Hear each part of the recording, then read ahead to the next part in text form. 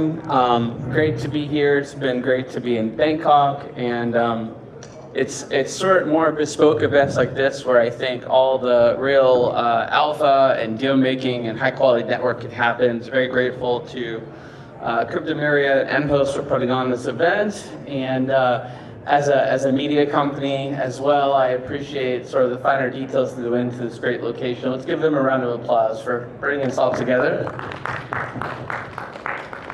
My name is Josh Krieger, as mentioned, co-host of Edge of NFT and co-founder of Edge of Company.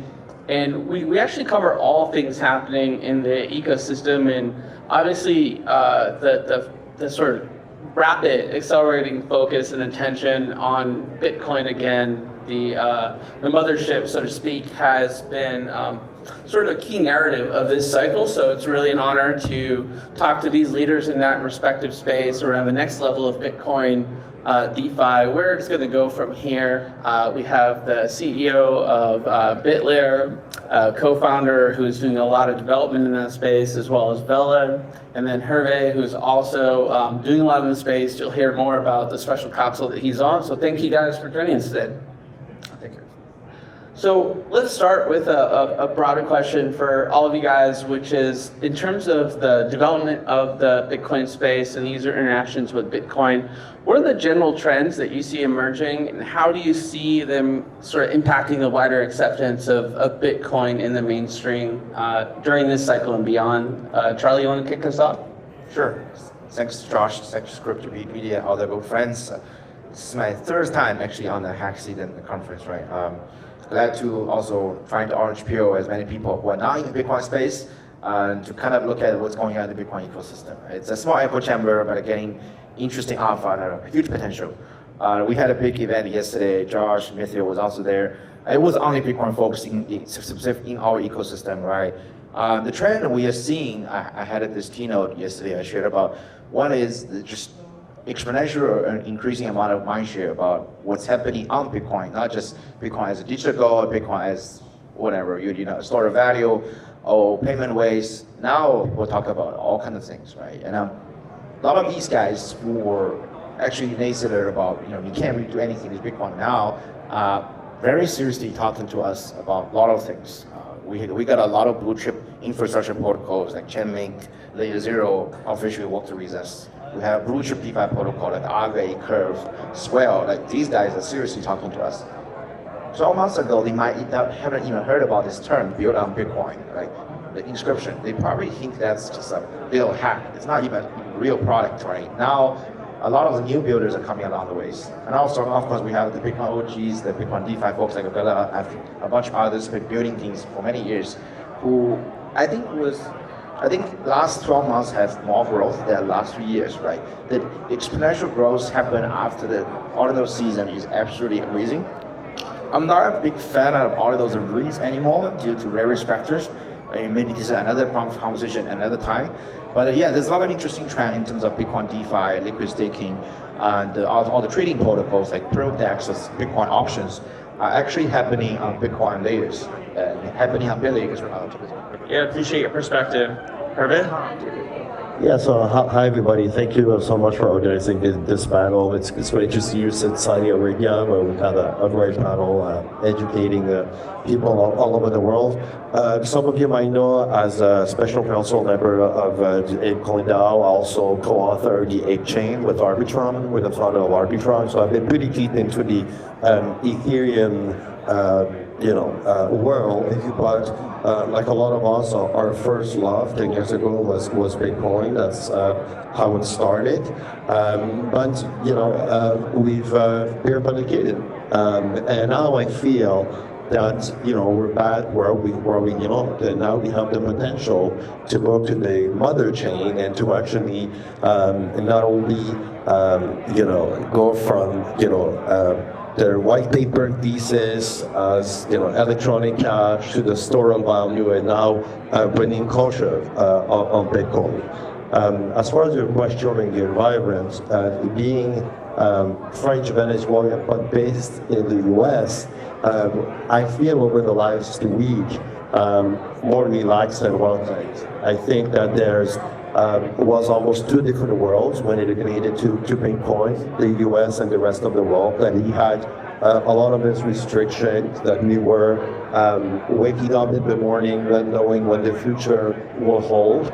I think to understand the trend in crypto, I think it's a very natural trend where crypto is moving and the next big thing is Bitcoin DeFi. But to understand why is it Bitcoin DeFi, it's because people are understanding the why behind it. And I think I'll give an analogy here. I think Bitcoin just turned 16. So compared to many other financial systems, it's still very new. So I see Bitcoin and crypto as a teenager. So the way crypto market is learning and behaving is very similar to how a teenager behaves.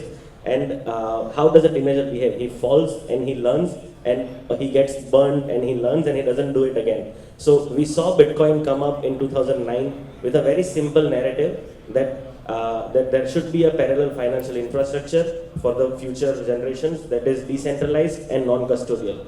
Then Ethereum came on, and Bitcoin took the side seat of being a store of value, and Ethereum became this place where you can build financial infrastructure. Then Ethereum moved to POS, but then we saw in between 2017 to 2021, centralized systems again took charge, and 99% of all volumes were happening on centralized exchanges until 2023. Now it's 2%, which is 98%, which is still like long way to go. But until 2023, 99% of all crypto transactions, including all trading volumes, spot and derivatives and perps, everything was happening on centralized systems. So if you see, and then what happened? Then FTX went down, BlockFi went down. So people started to realize that that why Bitcoin was created in the first place.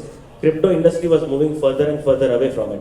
It was moving to other consensus mechanisms like proof of stake, which was not proven. It was moving to centralized systems, which was completely opposite to the purpose of why crypto was created in the first place. And now people are realizing that that crypto was created as this backup to build the entire financial infrastructure for future generations. And the best way to do it is on Bitcoin, because Bitcoin blockchain is the most decentralized, battle tested, and has the best consensus mechanism. So that's where the whole crypto industry is moving. Yeah, appreciate the perspective from all of you on the broader implications here of why this is happening. And then I want to dive a little deeper, because historically Bitcoin has been its own sovereign island, so to speak, and in this new ecosystem, we're talking about interoperability across chains, looking at stablecoins differently. I've seen that conversation at conferences all over the world over the last few months, from Solana Breakpoint, where they're talking about Bitcoin now. This is unprecedented. Before it was just like completely separate territory, right? Kind of like Game of Thrones, but the families are mixing. So I guess my perspective is what needs to sort of happen for that interoperability to really occur seamlessly? Is it already happening? And as a follow-up, for all of you gentlemen, feel free, warning you to chime in first. What are the challenges that need to be resolved for this to occur effectively? It's already happening, first of all. It's happening in multiple magnitudes, and it's just a couple of zero to ahead in terms of TVL, in terms of cross-chain messaging, volume, and so on. I mentioned the layer zero, I mentioned Chainlink, Wormhole, a bunch of all these blue chip interoperability solution has been very aggressively working with guys like us and so on. So it's already happening. For small bridging solutions like Arbiter, the list goes on. I don't want to name drop, but they've been doing solid stuff as well. Billiard, we're working on the trust minimized bridge between Bitcoin L1 and L2. That's the part which is still work in progress, and there's no battle test solution yet. But if we talk about interoperability, this is not a new technology. This is all the way from 2017, right? Or 2015, sorry. And Tenement Foundation, right? They started Cosmos, and later on Polkadot started the shared security, and then Ethereum picked up with the ABS, with EigenLayer, and all that. So interoperability has always been there. It's always been a solution, but then because they create some byproduct problems, and because it's not a perfect solution, it's always kind of iteratively evolving. And now we have like Chainlink with this Chainlink runtime environment, which is institutional adoption ready, right? I think it's pretty fascinating. They can work with Visa, a bunch of all these major TradeFi conglomerates, even Swift system, right? I think the whole institutional adoption is the next phase of trend we talk about when we talk about interoperability, not just small echo chamber of this Ethereum L2 to that proof of stake chains. That's already happening. But with Bitcoin, I think that's still one final piece of proposal we still need to solve, is how to not rely on multi-sig trust assumption of majority honest signers to bridging assets from native Bitcoin to all the other Ethereum environment and all the other VMs, right? Now we have, you mentioned Solana, a lot of new infrastructure coming along Solana, even Solana with L2s now, right? Solana VM, all kinds of new virtual environment. We have parallel execution like Mega East, Monad, and they're launching in a couple of weeks in the mainnet. So there's like oversupply for infrastructure, but at the end of the day, the interoperability is somehow there. But then we have been complaining of this problem of there are over 500 Ethereum L2s, the fragmentation of liquidity among all the Ethereum L2s, which I met just 50 of them just 2 hours ago in the DevCon. So like literally, if you're a dev, where you deploy your liquidity in which layer 2 to do what use cases, right? It's very overwhelmingly confusing, right? With Bitcoin, like there's a lot of the idle liquidity have not been doing anything, right? There's new buyers who enter Bitcoin with ETF, ETP. They are not the old Bitcoin maxis who wants to put their Bitcoin in the cold wallet in another 10 years. They want to actually get a yield, like at least like 2%, things like that. The mindset is quite different. So when we talk about, the laser eyes don't have like any use cases on Bitcoin, sorry about that. The laser eyes might not be the real use adoption phase for the people who want to talk about the use case on Bitcoin or Bitcoin DeFi. The laser eyes might be the person who will gradually be FOMO in when they see there's real results coming. I give you the example, and I keep giving the example to pretty much every panel.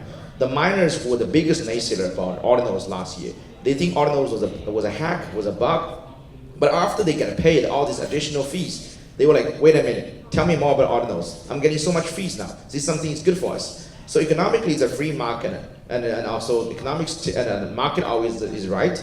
So when people are economically incentivized with the way and they're the benefiters, they will change their mind. In the beginning, they will fell into this like Franklin fallacy or whatever we call this, meaning there's something new, they don't feel comfortable, they will first reject it, they will naysayer it, and then they will adopt it once you see there's benefits to them. Yeah, so I think there's two ways to answer this. The first one is from a technological element. I'm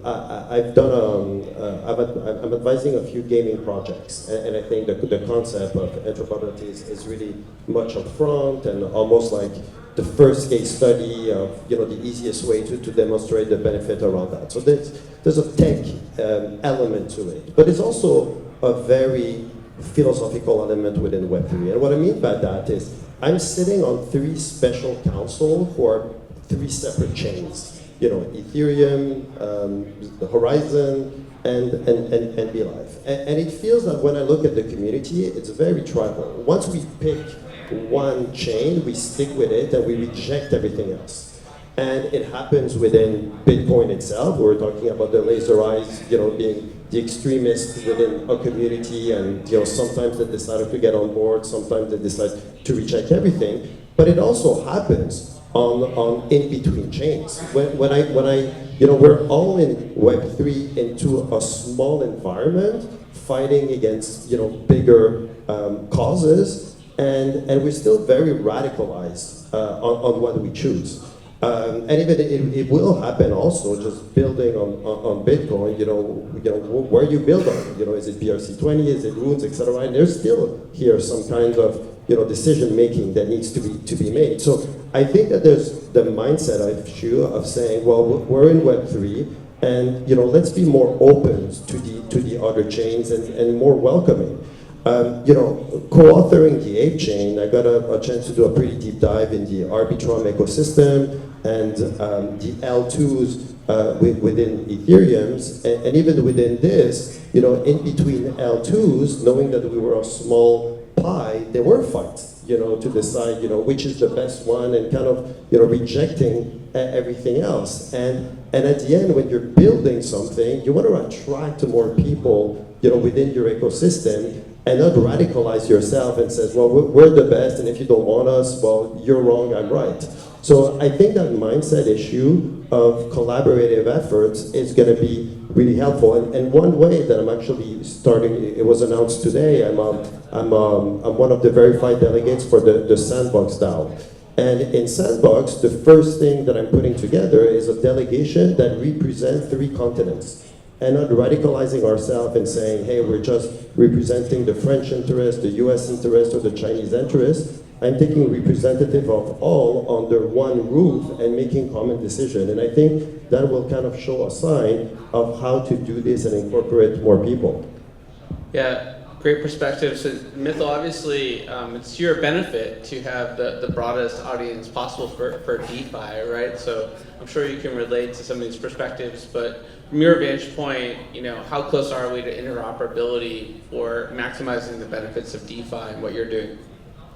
Sure. So to understand interoperability, again, like you need to understand in crypto, we always, we are always moving in uncharted territories. We are always moving in new direction, and most of the time we don't know what works, what doesn't work.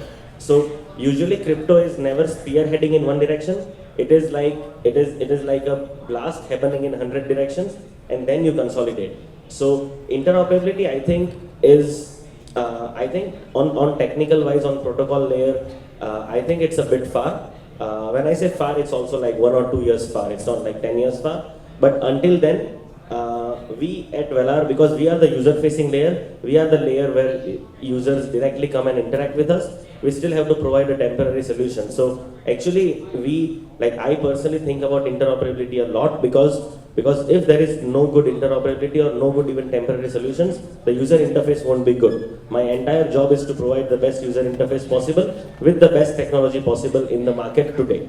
Not promise something that will be available in the market 2 years from now. So how we do it is, I genuinely think that Bitcoin itself has enough liquidity to cater to like multiple Bitcoin L2s. So there is Bitcoin L1, then on top of it is Bitcoin L2s, and on top of it is apps like us.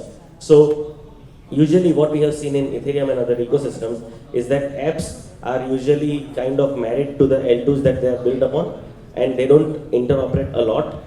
And that's where the user experience goes really bad, because it's like if I want to use something on Ethereum, but if I want to use something on Avalanche, Polkadot, or Solana, or even L2s, like if I want to use a DEX on Polygon, I have to use QuickSwap. If I want to use a DEX on Pancake on BSC, I have to use PancakeSwap.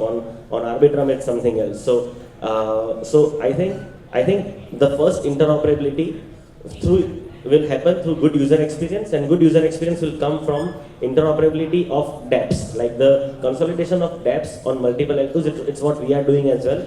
So from day one, we said that we will always be L2 agnostic on Bitcoin, and that's why we have multiple Bitcoin L2s integrated from day one. Like, of course, when we started, it was just 2 Bitcoin L2s in the market, so we integrated stacks. But as soon as BitLayer went live, we went live with our testnet for our perplex on BitLayer. We went live with Bob as well.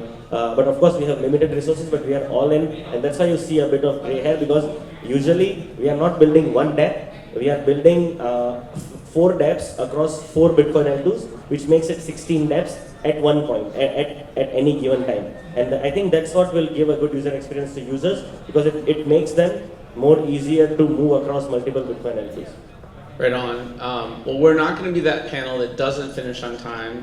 I know you guys all have places to be, but so just brief answers for one last question for each of you. Charlie, with you, I want to get into sort of the L2 space a little bit more. Obviously, BitLayer is one of the leading L2s, as named by several different authoritative sources. What is the potential for Bitcoin L2s in your opinion?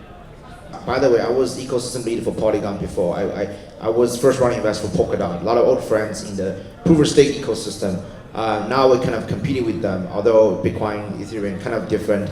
We are the kind of orange Trojan horse. I'm wearing this orange hat in all kinds of Ethereum events. So yeah, where's the orange in this room? There's no orange at all. Besides, not too many. We'll fix that. Yeah, we go to all the Bitcoin conference. Everybody's orange, right? First hot take? A lot of Ethereum L2s having a hard time finding the product market fit. A lot of Bitcoin L2 going to flip them in the next couple of months. We are multiple magnitudes bigger than a few other Bitcoin Ethereum L2 in terms of TVL, on-chain transaction. 800 million TVL already.